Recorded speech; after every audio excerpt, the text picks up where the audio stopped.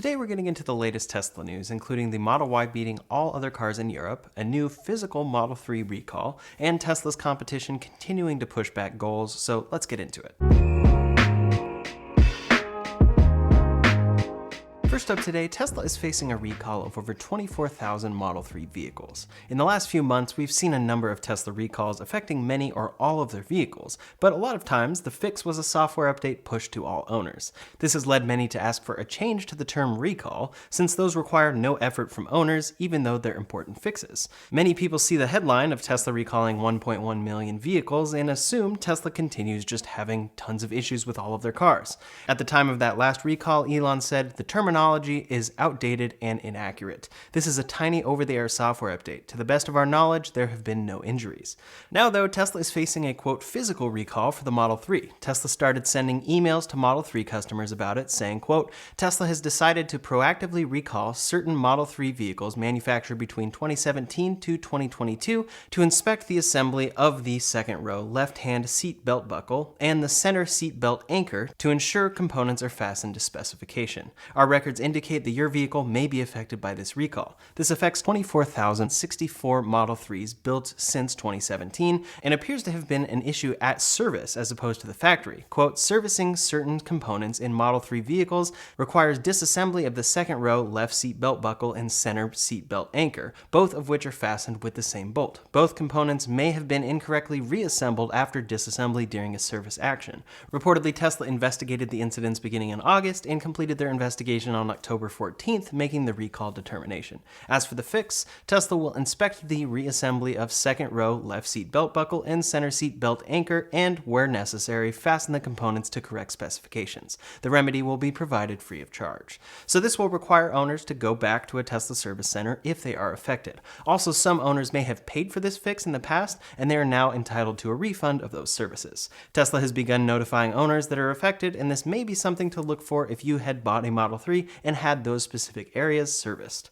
Next up today, electric cars continue to grow their overall sales. Many countries and states have a particular interest in EVs, and one of those is California. New data released by the Office of the Governor of California reports that California accounts for 42% of US ZEV sales as of October 2022. In the same time as well, 17.7% of new California cars sold were EVs. For the US as a whole, EVs account for roughly 6% of new car sales at this point, but California is a huge portion of those sold. In 2022 so far, there have been about 576,000 EVs sold in the US, and over 250,000 of those were sold in California. Other countries like Norway are doing much better, with 82% of new vehicles last quarter being battery electric, but we're seeing sales slowly creep up all over the world, and Tesla is a major contributor here. In the US, Tesla owns 2/3 of the EV market, and for now, that looks like it will only grow, even as competition is starting to slowly arrive. More on that in a bit. The best-selling car for Tesla at this point is the one Elon Musk predicted, the Model Y, and in September, that car was the best-selling car overall in Europe. 29,367 Model Ys were registered last month, which is a 227% increase from last year. This comes after hearing the Model Y was the best-selling overall car in Germany for September and the second best-selling in the UK overall in the same month. It's not much of a surprise that they have Europe completely locked down for the month of September.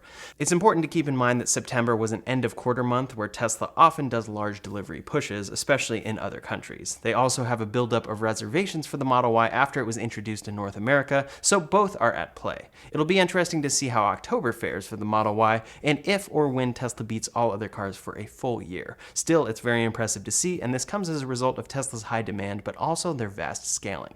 Their most recent earnings report shows an installed annual capacity of 650,000 in Fremont, over 750,000 in China, and another 500,000 across their new factories in Texas and Berlin. Those last two are still scaling and reaching production rates of around 2,000 vehicles a week right now, exclusively making the Model Y, so it will be some time before they truly hit 250,000 a year at each of those. However, if we run with those factories producing 2,000 a week, that's roughly 1.6 million vehicles Tesla is capable of making each year going forward. 1.9 million when Berlin and Texas hit their initial 250,000 vehicle capacity. Then in a couple years, Berlin and Texas should be able to scale to where Fremont or potentially Shanghai are. This would make Tesla's overall capacity over 2 million electric vehicles made each year. Long term, they have even larger plans for scaling, but this often seems to be a piece that people are missing with Tesla competition. I can name around 30 other EVs that are fairly compelling and announced by other companies that should, in theory, be competing with Tesla. GM has a bunch announced, like the Silverado EV, Sierra EV, Blazer EV, Equinox EV, Cadillac Lyriq, and more to come. Ford has the Mach-E and the Lightning. Hyundai has the Ioniq 5 and 6. Kia has the EV6. Genesis has the GV60. Toyota has the BZ4X. Honda has the Prologue, and there are many others out there, some of which have already shipped, that offer a compelling range for an EV at a decent price. Some undercut Tesla's pricing by a lot. What we continue to see, though, is that companies are dragging their feet or backtracking on their EV goals. Some are backtracking as well because they're very experienced scaling cars, but not electric cars. Two big examples of this happened this week. GM has been on a roll lately, announcing new EVs every few weeks. So far, they've shipped a few Hummer EVs and Cadillac Lyriqs, but they are regularly running ads for the Blazer EV, Equinox EV, Silverado EV, and now Sierra EV. None of these have shipped, but GM said that they plan a production target of 400,000 EVs produced in North America by the end of 2023. Around the same time as well, they said that they will sell more EVs than Tesla by 2025, which didn't seem to make a lot of sense, especially considering this number of 400,000 is total EVs sold by the end of 2023, not a yearly run rate. Now, this goal has been pushed back. GM moved their 400,000 EV goal to mid-2024, citing, quote, a slightly slower launch of cell and pack production. Reportedly, it has taken longer than expected to employ and train a workforce at their Ohio plant to make Ultium battery cells, and they've had trouble with battery pack assembly itself. Unfortunately, part of these issues have led to a recall of the GMC Hummer EV. 735 Hummer EVs are impacted, along with 89 BrightDrop EV600 commercial vehicles. GM said that parts on the high-voltage battery pack enclosure, quote, may not have been properly primed or electrocoated, inhibiting proper adhesion of the urethane sealant. They have 3 separate reports of a defect, one of which suddenly lost power when water entered the pack. That's one of GM's first vehicles built on the Ultium platform, so this is a big deal, which we'll hopefully see fixed shortly. The main cars they are truly scaling right now are actually the Bolt EV and EUV. They plan to produce 44,000 in total by the end of this year and move that goal up to 70,000 next year. So right now, they don't seem to be on track much, but intense scaling could be coming around the corner, especially if they still plan to produce 1 million EVs each year by 2025.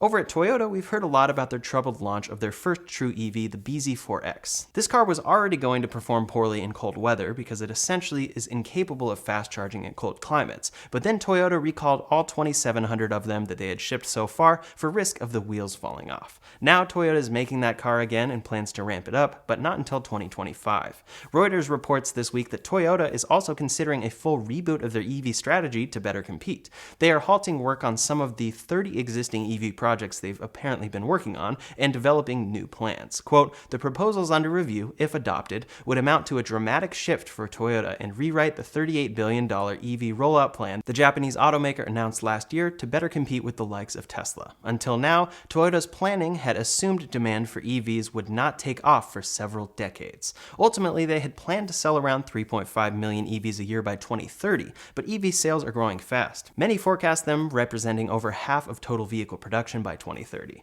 One particular standout thing from Toyota that they're focused on is Tesla's production cost. Quote, Toyota is working with suppliers and considering factory innovations to bring down costs like Tesla's Gigapress. And they specifically mention reviewing a more comprehensive approach to an EV's thermal management, combining, for example, passenger air conditioning and electric powertrain temperature control that Tesla has already mobilized. They say that this would save Toyota size and weight and cut thousands of dollars per vehicle produced. What's becoming very clear is that Toyota introduced the BZ4X thinking that they just needed to make an EV.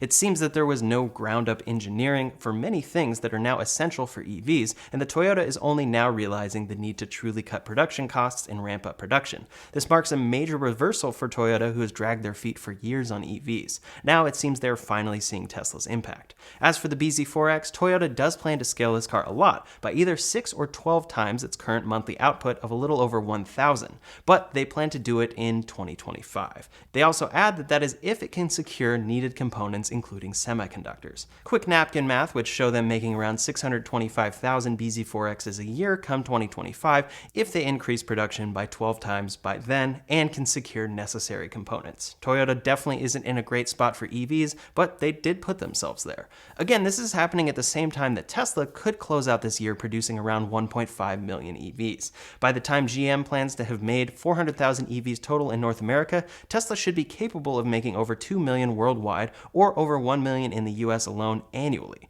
So GM announcing the Chevy Equinox EV at $30,000 with a 250-mile range is incredibly exciting, and looks like it will undercut pricing on Tesla's offerings by a lot. But when can you actually get one? No one knows when this car will be truly available for you to just go buy, and pre-order holders will likely be the ones taking delivery for quite some time. For Tesla right now in the US, you can order one and take delivery in a couple months.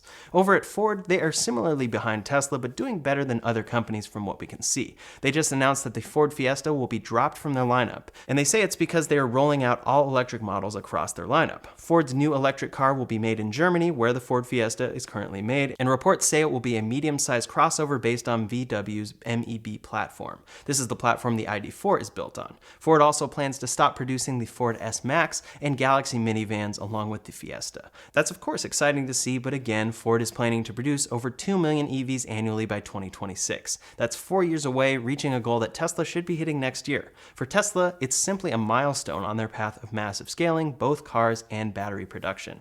The point here isn't to overly praise Tesla and say that no other automaker should even try. It's just pointing out the reality that's happening for electric vehicles. Many still believe that other companies will swoop in and make EVs better and cheaper than Tesla. Maybe they will, but the only thing that really matters in the long term is if they can do it profitably at scale. Nobody cares if Chevy makes 10,000 Equinox EVs and sells them for $30,000 and loses on them, if they can't get one themselves. Consumers want to be able to buy one when they want one. Today, you can buy a Tesla when you want one, but pricing is, of course, the main challenge for consumers. As time goes on, though, they'll be set up well to introduce cheaper vehicles and continue growing production at current and new future factories. The latest there is that Tesla is working hard on their third vehicle platform, which should be half the cost of the Model 3 and Y platform. They are also scaling 4680 cells, which should bring battery cost savings to all vehicles utilizing them in the future. Next up today, some quick updates about the Cybertruck and production. Over at Giga Texas, inside the factory, some covered Cybertruck bodies were spotted. It's definitely tough to cover up the Cybertruck with its incredibly unique shape.